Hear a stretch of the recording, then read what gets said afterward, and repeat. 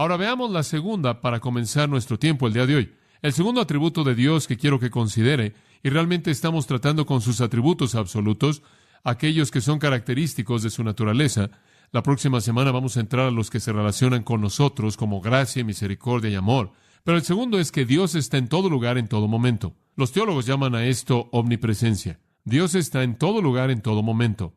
Y quiero que ponga mucha atención porque es probable que se confunda si no tiene cuidado. Algunos de estos pensamientos están mucho más allá de nuestra capacidad, que tiene que esforzarse un poco. Dios está en todo lugar al mismo tiempo. Dios es infinito. No hay fin de Dios. Su ser llena toda la infinidad interminable. ¡Wow! Es sorprendente. Jeremías 23:24 dice, ¿no lleno yo los cielos y la tierra? Dijo Jehová. Primero de Reyes 8:27, ¿acaso Dios morará en la tierra? He aquí el cielo de los cielos no pueden contenerte. Después Salomón dijo, cuánto menos esta casa que yo edifiqué. Así como Dios es antes de todas las cosas eternamente, y después de todas las cosas eternamente, Él está dentro de todas las cosas y afuera de todas las cosas. Él está en todos lados. No hay límite. Dios es infinito. Usted no puede encontrar el fin de Dios. No hay fin. Él no tiene límites. ¿Sabe una cosa? Históricamente es interesante que la gente ha tratado de confinar a Dios. Inclusive muchos de los judíos que no estaban informados o por lo menos eran ignorantes, por imponerse a sí mismos la ignorancia, trataron de hacer de Dios un ser confinado. Y muchos de los judíos sintieron que Dios vivía de hecho en el templo. Ahí es en donde Él vivía, que Él era como los dioses falsos. Y esa es la razón por la que Salomón dijo en Primero de Reyes 8:27 que Él no mora en esta casa. Este será el asiento de su majestad en la tierra temporalmente. Este será el símbolo de su presencia, pero Él no vive aquí en su esencia. Recuerde esto, el símbolo de la presencia de Dios nunca es la prisión de su esencia. Históricamente también los judíos han sido acusados de adorar al Dios de Israel, quien simplemente era ningún otro que el Dios de las montañas. Y los sirios creían que ellos tenían el Dios del valle. Entonces los judíos tenían al Dios de las montañas y los sirios tenían al Dios de los valles. Los sirios tuvieron su religión en el valle y los judíos siempre iban a las montañas.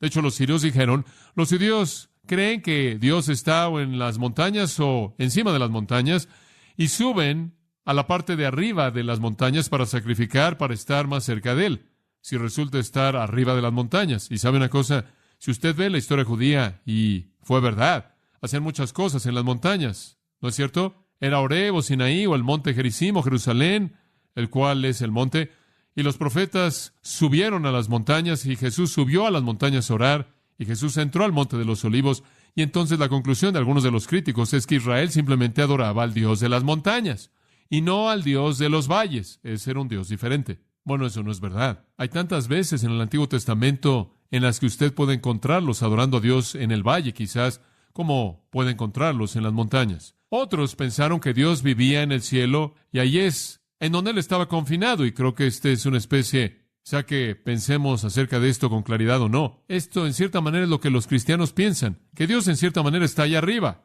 Y, ¿sabe una cosa? Cuando usted piensa en Dios, usted piensa en un lugar acolchonado, con un trono grande, brillante, una especie de algo nebuloso sentado ahí. E imaginamos a Dios en una especie de alguien que está allá distante en un palacio celestial, y Él está en todos lados. Los judíos más sabios conocían la verdad, y los hombres más sabios conocían la verdad. Dios está en todos lados. Ahora, ¿acaso esto no trae algunos problemas? Así es, y quiero responder a esos problemas. Número uno, la gente dice, bueno, si está en todos lados, entonces Él es impuro porque Él está contaminado por las cosas que son impuras que están tocándolo. Si Dios está en el mundo, entonces Él está siendo tocado por la impureza. Yo diría esto en respuesta a eso.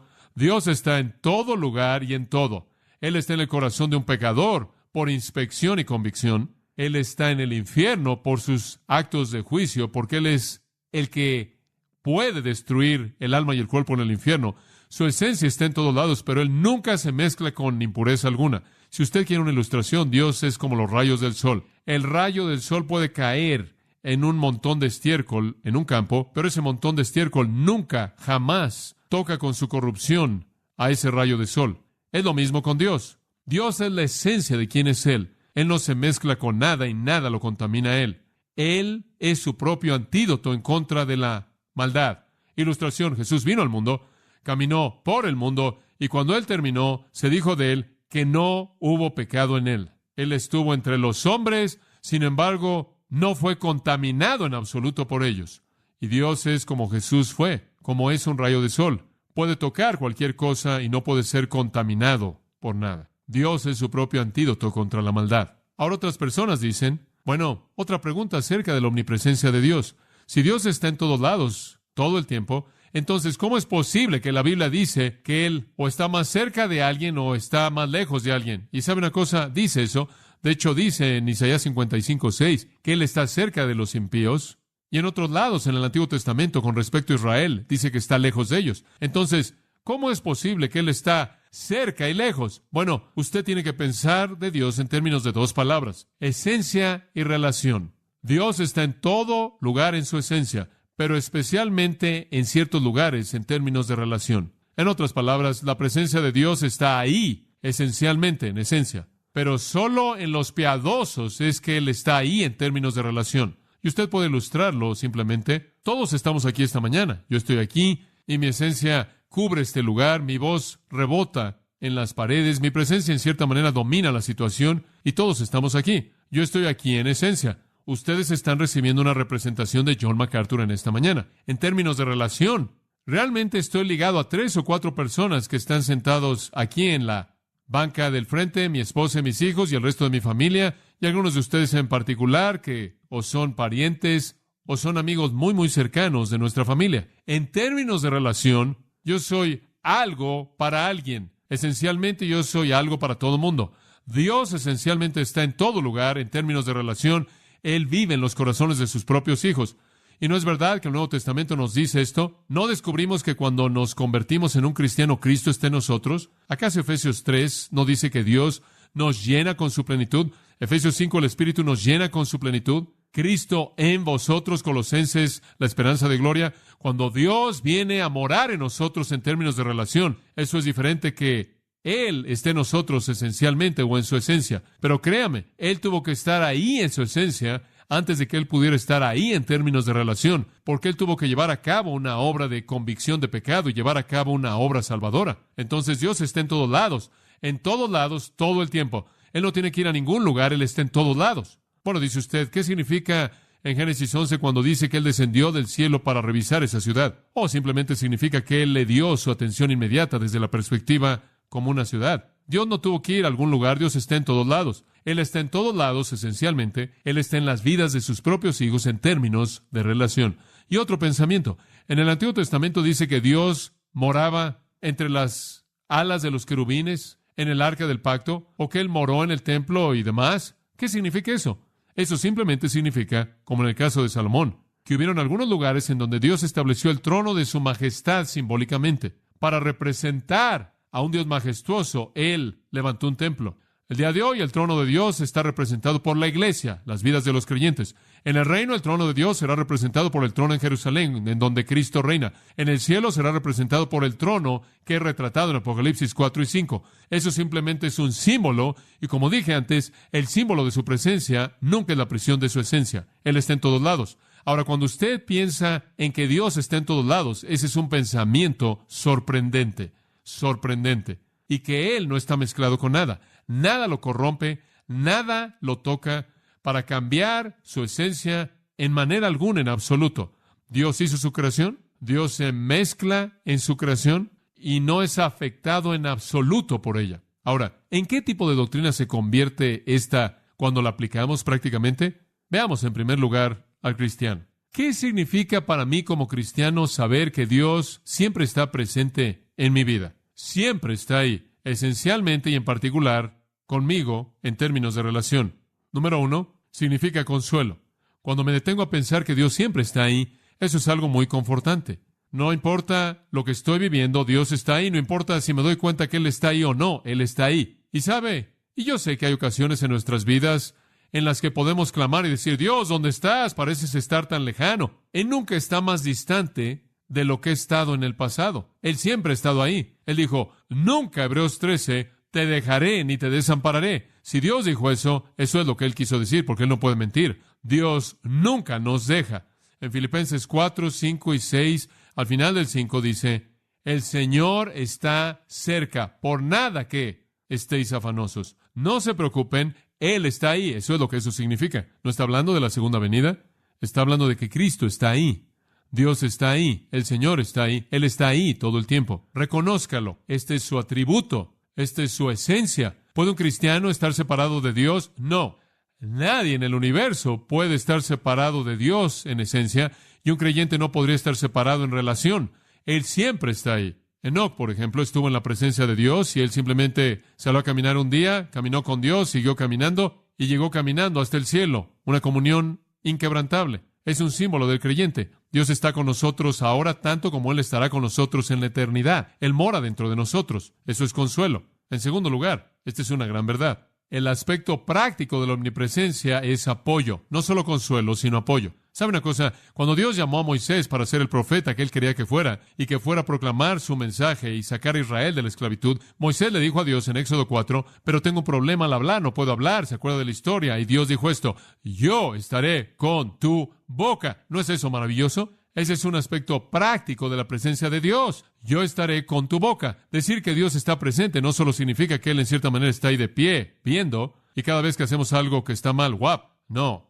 Significa que Él está ahí en apoyo de nuestro servicio. Escuche esto. Todos conocemos Mateo 28, en donde Él dice, y aquí yo estoy con vosotros todos los días. ¿Sabe usted en referencia a qué es eso? Escuche, id por todo el mundo, predique el Evangelio, haz discípulos, bautizándolos, y aquí yo estoy con vosotros todos los días. No para consuelo en esa porción, sino para apoyo en el servicio. La gente dice, bueno, no sé si puedo dar testimonio, no sé si puedo testificar, no sé si tengo el poder para testificar. Y quieren que el pastor haga eso. ¿Sabe una cosa? Y usted sabe. ¿Podrías venir y hablar? Bueno, usted sabe, es difícil para mí hacer eso.